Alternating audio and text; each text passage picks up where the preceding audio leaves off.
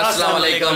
नमस्ते, सत श्री अकाल। उम्मीद करता हूँ फिट होंगे, बेहतरीन होंगे, अपनी लाइफ अच्छे से एंजॉय कर रहे होंगे। हम तीनों की तरह देवों के देव महादेव एपिसोड है जनाब 40 और पार्ट है 1। लाइक शेयर सब्सक्राइब कर दें। स्टेट चलते हैं वीडियो की तरफ। मेरा नाम है मलिक शकलानी इकबाल, मेरे साथ है Rana Mohammad Ali, Mohammad Sameer Khokhar. So guys let's start.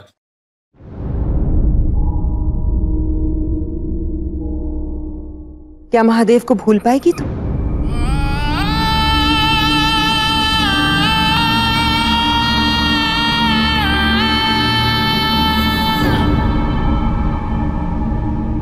नहीं ना। सही और गलत के बीच का निर्णय करने का समय निकल गया सती।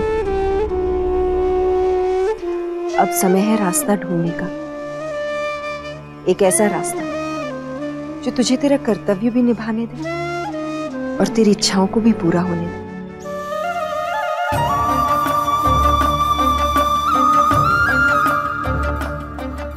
आप ठीक कहती हैं मदनी के। पिताजी के लौटते ही मैं उन्हें सब कुछ बता दूंगी।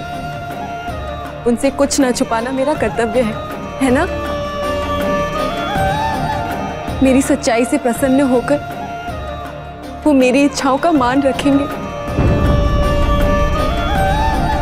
वैसे भी शिव और पिताजी की संधि होने ही वाली। पिताजी ने स्वयं शिव को महामंडल की बैठक के लिए आमंत्रित किया है। सब ठीक हो जाए, है ना मदनी के? सब ठीक हो जाएगा। सती,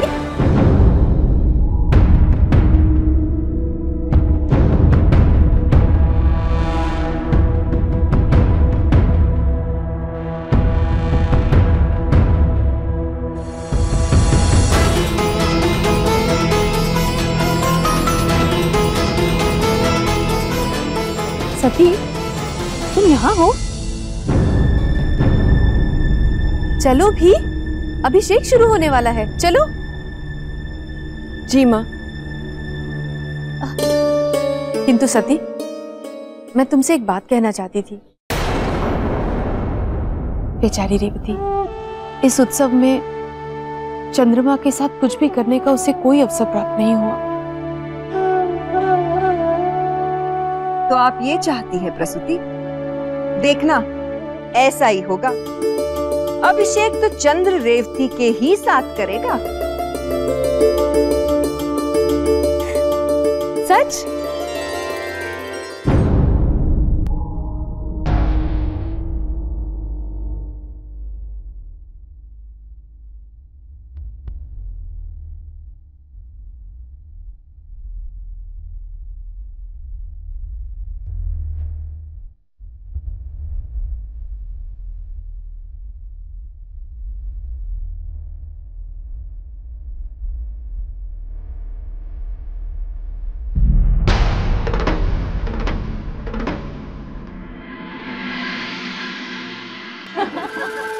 प्रजापति से कहकर मैं भी विवाह संबंधित नियमों में एक और नियम जुड़वाऊंगी, और वो ये कि जब विवाह हो जाए तो वर वधू को आशीर्वाद देते वक्त लोग यही कहें,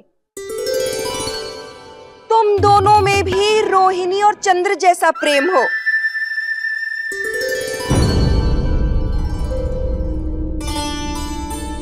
सत्य कहती हूँ, तुम दोनों को देखकर मेरा मन भी यही करता है। हाय, कोई तो होता जो मुझे भी इतना प्रेम करता।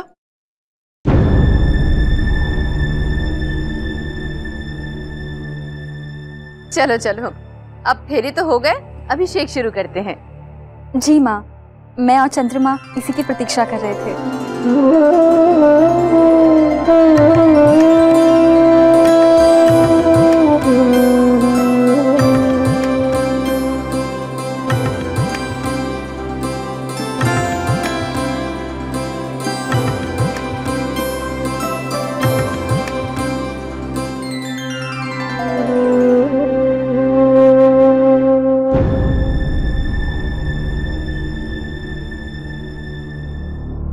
अरे ओ दास कुमारी, तू क्या हमेशा मुंह लटका के खड़ी रहती है?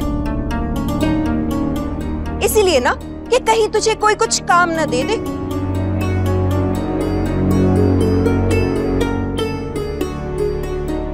देख अपनी बहन की ओर। पूरे उत्सव में कितना काम किया है इसने, अपने पति की सहायता की है।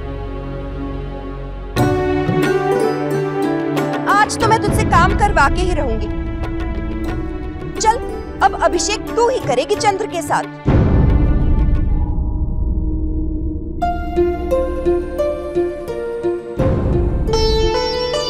अरे नहीं नहीं, मुझे अच्छा लगता है कि मैं अरे ना ना ना, तू तो आज आराम कर ले, थोड़ा सा अपनी सालसी बहन को भी हाथ पैर हिला लेने दे।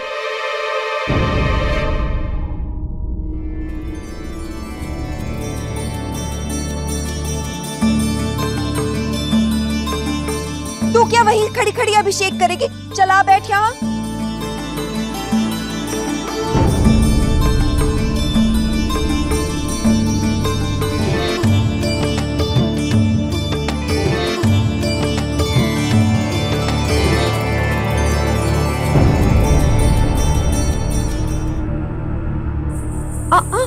चंद्रमा जी, अपनी इच्छाओं के लिए अपने दायित्व को ना भूलें।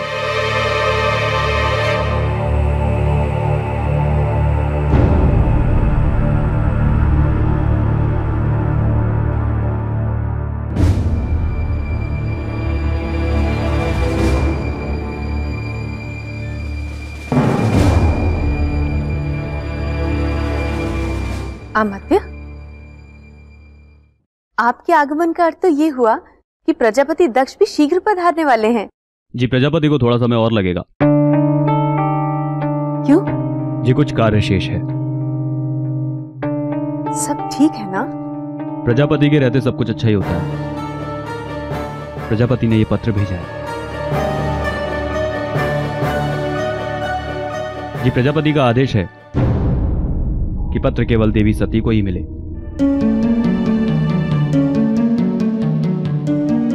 सती? जी माँ।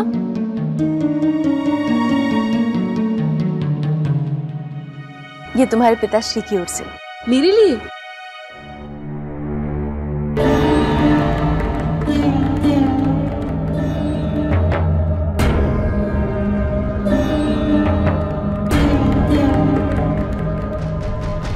तुम पढ़ लो।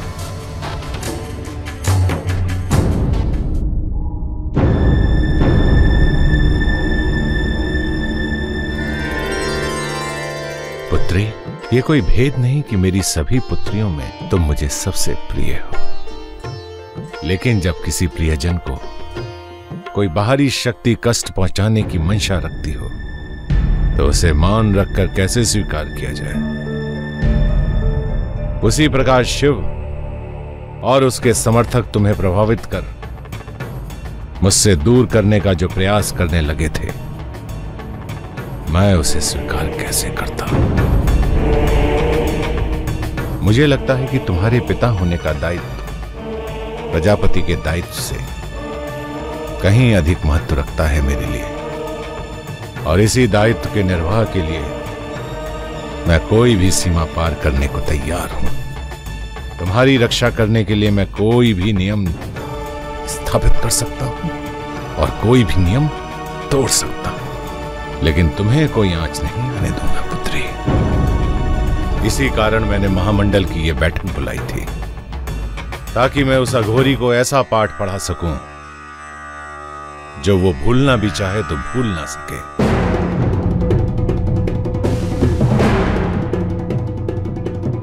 हाँ पुत्री, मैंने शिव को श्राप देकर उससे भगवान का स्थान ही छीन लिया है।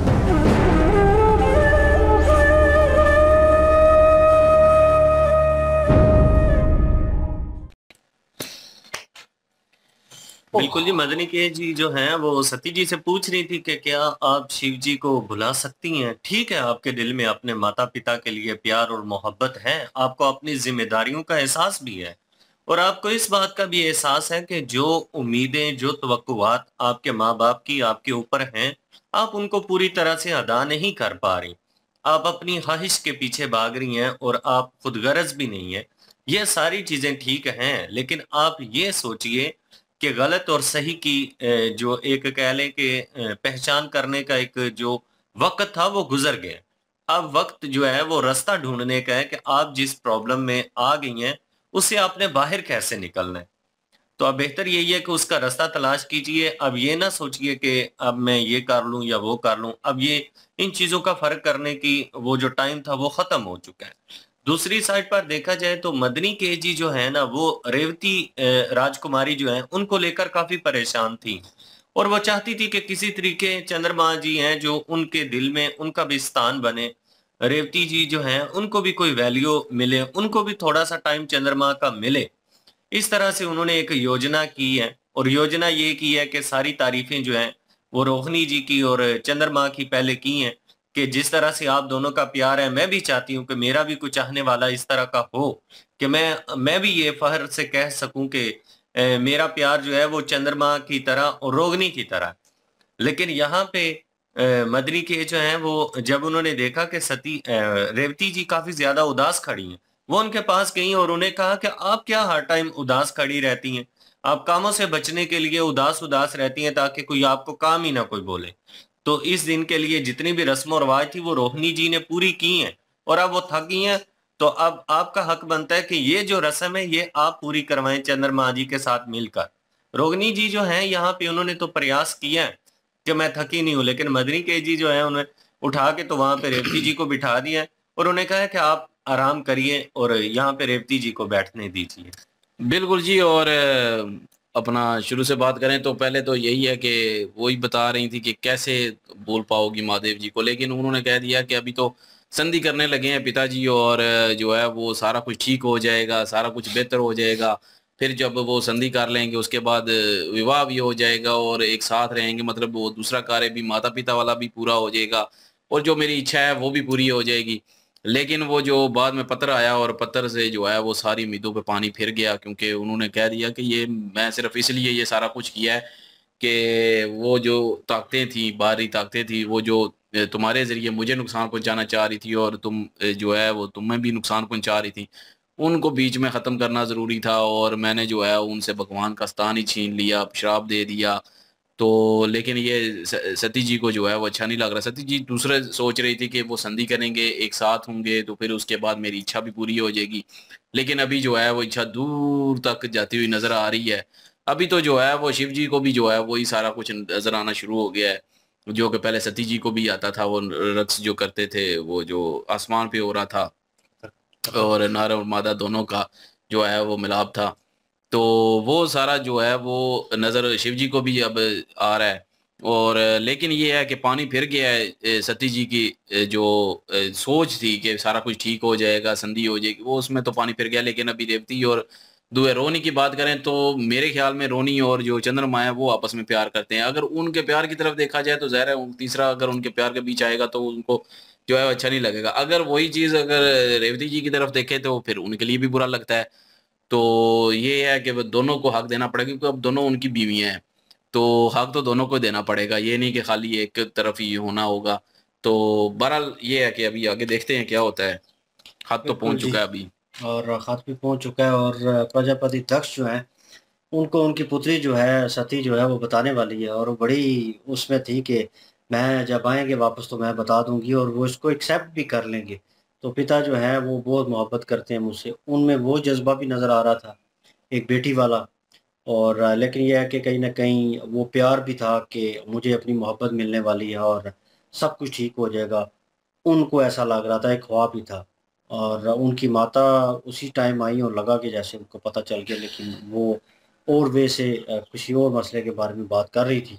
और जहाँ तक चंद्रमा और रेवती और क्या नाम है रोहिणी, इनकी बात है तो रोहिणी और जो चंद्रमा है वो दोनों एक दूसरे को दो तरफा प्यार है उनका, मतलब दोनों तरफ से है। लेकिन जब रेवती की बात आती है तो वन साइडेड हो जाता है।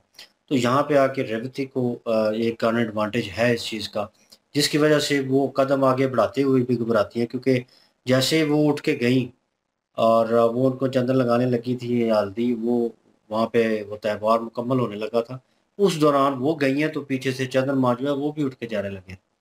मतलब उन्होंने भी ये वो महसूस फेरे किया लेने थे ना अभी। कि मतलब मैं वहाँ पे बैठा रहूँ और मतलब ये भी मेरी बीवी है, तो मतलब वो वहाँ पे बैठना ही चाह रहे थे।